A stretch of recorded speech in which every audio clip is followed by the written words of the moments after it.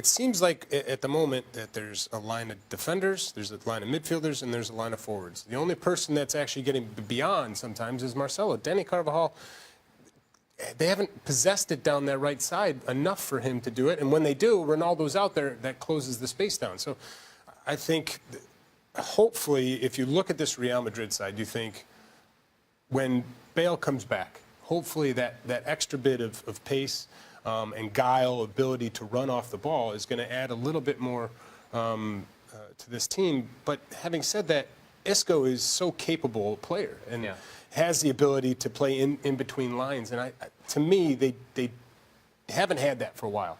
Isco has been playing more along the same lines, whether he's been playing up top or he'll drift in the midfield. There isn't that player that drifts into that little space, and that has really affected them going forward. Problem is, Brian, you can't, and I hate to say this, but you just can't rely on Gareth Bale at the moment. I mean, I'm a huge fan. I think he's a fabulous footballer and a great athlete, and he's produced it in big games, but I don't know what.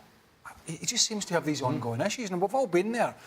You know, you start picking injuries up, and I've no doubt he's rehabbing really hard, but sometimes you start pushing yourself too much, and you come back too quick, and you get so desperate, and you put yourself out there, and then you set yourself back, and it's not. You and I have both been in this. I'm sure Brian has as well.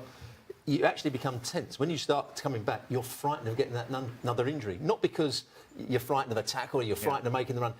You know that if you get injured again, everyone's going, oh, there he goes again. And it's the reaction that comes your way when you do get injured. There's nothing you can do about it, but that's what happens. And then you start becoming more tense the more times you get injured. Well, they're going to get a big test, aren't they? Because they're finishing second in the group in the Champions League. So they're potentially going to get an early big boy in the knockout stages.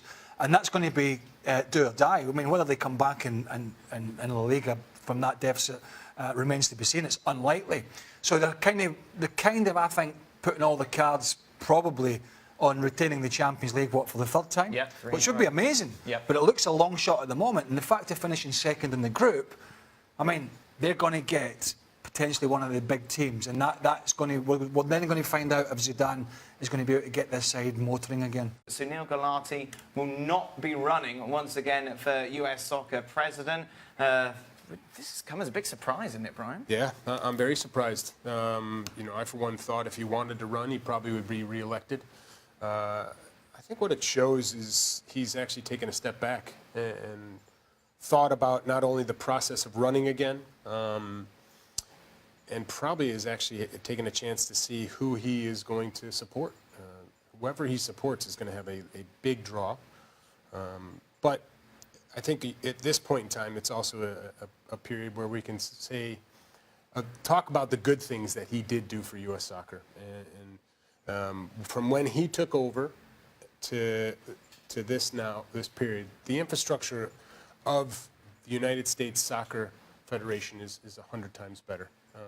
Certainly Dan Flynn has a part to play in that, but we're now in a position where this change that is coming, we can actually implement change, and Sunil is a big part of putting that in place. So with that said, I think there'll be a lot of people that are very excited about what's to come, but at the same time recognize how much Sunil has done. Last round of matches then in the group stages kicks off on a Tuesday. Certainly the tie that stands out. Two teams that have already advanced. Bayern Munich against PSG. PSG losing at the weekend against Strasbourg. Interesting quote from Dimitri Linard, who was accused of diving by Neymar during that match, saying, I wanted to tell him, my dear, of course you are a star, and of course you can do to us what you like, but when you are dancing in front of me, my only desire is to hurt you. We see this from Neymar, we see this showboating. You did seem as if you were talking to somebody there. the way you were, you know. Well, that's it, you see, I was projecting. You're projecting that out. Is Neymar got to be careful? Yes. Would you advise him, if you're his teammate or indeed his coach, would you say, look, you know... I want to see, you want to see skill, fans want to see it, it's what they pay the money for, but you don't want to continually be dragging other professionals down by trying to be smart, because a lot of them will go for you, regardless. And this is it, isn't it? This is the problem he may have. Well, you're going to get a time where somebody on the other team has a status themselves and is sick and tired of it. And I've seen it before. I remember Jeff Cunningham. We were in the semifinal of conference championship. We still got to go to DC United. We're up 3-1, and he starts doing tricks. And Echeverry ran about 40 yards and just laid him out. Yeah. And what it does is you're putting not only yourself in danger, but since it winds everybody else on the other team up, you're putting your teammates in danger too. Certainly if there's a purpose for it and you're trying to set up a move or trying to set someone up to break them down, you can see that. But just to dance on the ball and just to make yourself look fancy and talented isn't enough for me to say that's correct to do. A word on the game. Both teams are through. It's all about who's going to finish top of the group. Bayern have to win 4-0. Obviously that isn't going to happen, but both teams will go at it, do you think, at the same pace they would, say, a normal encounter? Yeah, the players that are picked, the people that might not go at it at full pace will be the coaches. Right. Which sides are they going to pick? But the players that go out in the field, there's going to be 50,000 people there or more. They're going to be on the television all around the world. As a professional, you want to play the best you can. And it's a big game for both sets of players. And after losing the game at the weekend, PSG will want to put in a good performance. And you look at last year's, too. PSG fully ahead of Barcelona 4-0. And they go there and fall on their face. Or Barcelona needs 4 goals to win it. That will be in the back of their minds in a similar situation, albeit not as meaningful. They don't want that to happen again. We'll, of course, be discussing that game on the next edition of ESPN FC. I'll be joined by Brian and Craig, and Ali will be with us as well. The third round draw was made for the FA Cup today. Without a doubt, the standout tie is Liverpool against Everton, the Merseyside derby. These matches will be played, as always, the first weekend of January. It's exciting. That gives us something to talk about at least in the third round. Yeah, I mean, as a player, we always used to look forward to the FA Cup, the third round, just after Christmas and New Year. Obviously, it's been diluted a little bit these days, but when you get a big derby like that, it'll be a full house, and that time of year, there's been a lot of games out on anyway. No doubt all the managers will be moaning about fixture congestion and all that. So there'll be 2 strong teams out, and it's always, third round's always good to look forward. Sam Allardyce, when he took over at Everton, said, I want to get them higher up the table, and I want to be competing for cups. Right. Now, he's got a big game to start with. And when he was at Bolton, when he was at 1 or 2 of the other clubs, he didn't compete. He put out weakened sides. I don't think he can do that for this game against Liverpool. Brian, I'm always intrigued, because we talk about the FA Cup a lot here, and the boys grew up watching it. Obviously, you came over from the States. Like, did you have the same sort of passion for it?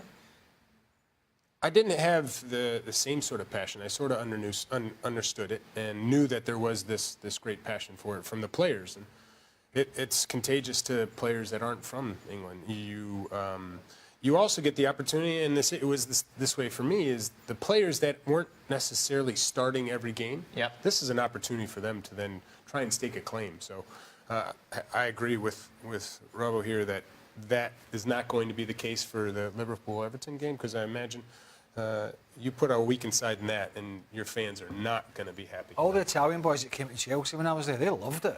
They loved it. Buff, when he's on, compares it to winning the World Cup. when everybody... It does, honestly. But the trouble is, I mean, it's so big, but the trouble is everybody used to go for it. Yeah. But that was before it was going to cost you 300 trillion if you got relegated. And everybody just starts panicking. If Arsenal were playing Stoke in a league game, you get 27,000. If you played them in the FA Cup third round the next week, you get 50,000. That's what it meant to fans in England at that time. Welcome into Extra Time. Robert was saying that tomorrow marks 36 years since your debut.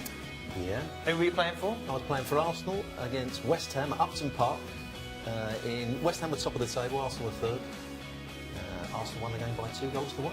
I was 17 and a month. And what was your marks out of 10? What would you have given yourself? My role was to mark Alan Devonshire, who was then playing for England, at the game. And between me and John Hollins, who was playing just in front, I think we did a fairly good job. Oh, pat on the back. Weren't you drunk for your debut? You played with John Hollins? I played with John Hollins. Divert here, divert. I wasn't drunk. John Hollins was my manager. Yeah.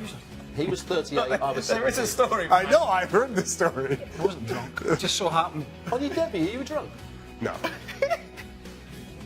Come on, explain. I won't give you the full story. Andy Townsend went down injured in the warm-up. It was, remember that? Was it the Simod Cup they used to call it? Simod Cup, League Cup. Nonsense. Andy went down injured in the warm-up. I was in the squad, but not on the bench. So, not stripped. At home at Stamford Bridge in the old days. So Andy went down in a warm-up. I didn't know this. I'm in the players' lounge, having a couple of scoops. Because as you do. So a packet, As an 18-year-old ready for the game. a packet of chips and a couple of beers. I'm not playing. I'm not on the bench, but I was in the squad, so I'm done. Townsend goes down injured. Somebody bashes in the door of the it flies open. Craig, the manager wants you playing. Seriously, in Porterfield. What, you put the beer down? Hang on. Let me finish it first. I'll finish. So I played. Well, I mean, that was how nonsense it was. Instead of using somebody that was on the bench. Who was the manager? Porterfield? Porterfield. Yeah, sums it up. So and also I'd played in the reserves, because remember the old reserve league? I'd played in the reserves the day before, a full game. I see. So I was already knackered. Well, you deserve that pint. Well, it was more than one. Okay. Safe to say I got cramp. It's true that. Okay. I did say, I actually said to him, Porterfield, I mean, God rest his soul, he's dead now. But I said to him, Gaffer, I've had a beer. I've had a couple of beers because I wasn't playing. And he went, in the old fashion, he went, yeah, you'll be all right, son. And how did you get on? Your pre-match routine You'll be all right. for every game after, wasn't it? You'll be okay, son. How did I get on? How'd you play? It wasn't memorable. What, because you were drunk? I wasn't drunk. Blacked out? I wasn't drunk. It just wasn't ideal. Wasn't ideal. Oh, goodness. Right, Mark Clattenburg has made headlines after what he said about his officiating in the Spurs game. That's the first question that we've got here. Regarding You mean the one that was the end of season last year, when Leicester won the league? Yeah, exactly. The 2-2 draw against Chelsea. Do referees need to think about these things in big games where a league like the Premier League can be decided? So what he said basically was, I could have sent more Spurs players off, but I didn't want to be the headline as to why Spurs didn't win the league. Huh? Yeah, so he's not... So he's not refereeing it properly then? Right. No, yes, exactly. Right. So he's thinking about himself? Yeah. Yes. Well, I've heard exactly the same from another referee who talked about a referee.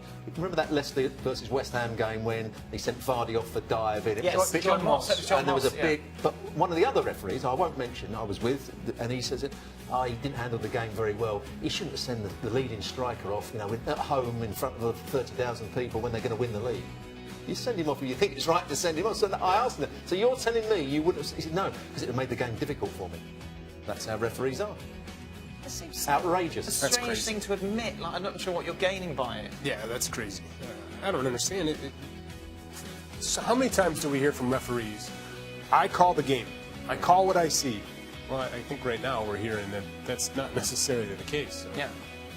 that's surprising and concerning. Weird. All right. Next question, please. Who would be harder to replace for Arsenal, Ozil or Alexis Sanchez? Alexis Sanchez. I mean, Ozil's had some good games recently, but Sanchez has been magnificent all the time he's been at Arsenal.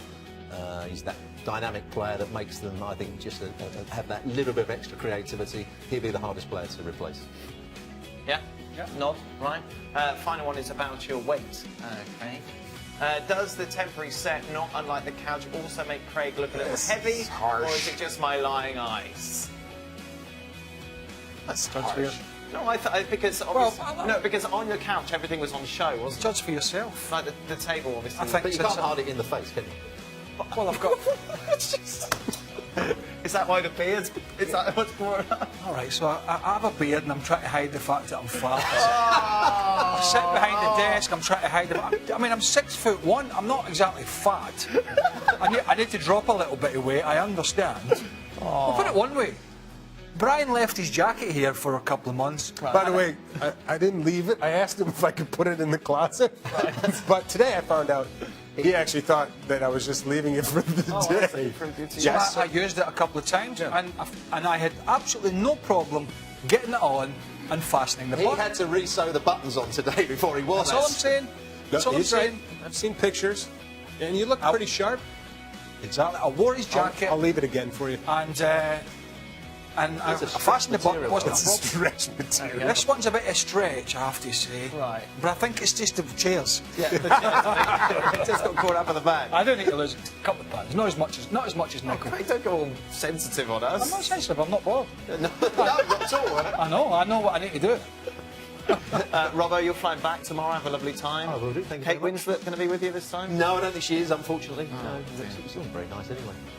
What? That's about you. ESPN FC back tomorrow. We're talking Champions League, of course. You can join us 6 p.m. Eastern on ESPN News.